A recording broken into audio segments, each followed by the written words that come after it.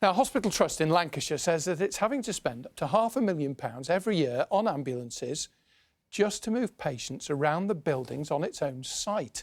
The Royal Lancaster Infirmary has 22 buildings, many of which need repairs. Earlier this year, the government approved a new hospital, and the staff in Lancaster have been telling our health correspondent Jill Dummigan today that it cannot come quickly enough.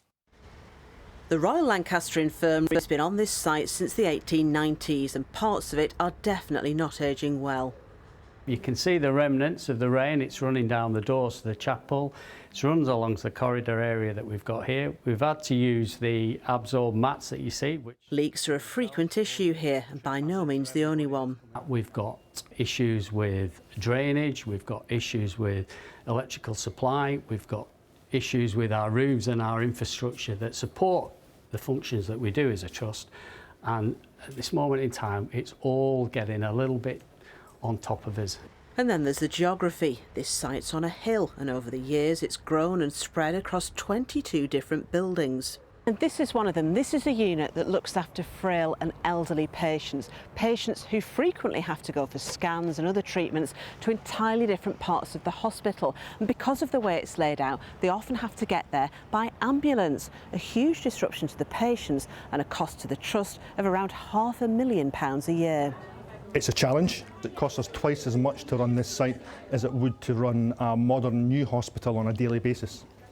And then there's the disruption to the patients, particularly those who may already be confused. Certainly if they've got a dementia, you know, they think they're getting into an ambulance up there and potentially going home, only to come down here, get out of an ambulance and come to a new environment. Yeah. And do they get upset when they realise they're not? Yes, absolutely. Yes. Sometimes it can be a bit of a battle to get them back in, can't it? Yeah. For doctors too, the layout's wasting time and staff. Our staff at weekends are having to cover all these different areas. At night we've got 4 doctors on for medicine. Well, if 2 of them have to go to one of the more remote parts of the hospital, that leaves us with limited medical staff in the main building. So it's just stretching our teams. So what do you think it would be like then, being in a new building where you were part of everything?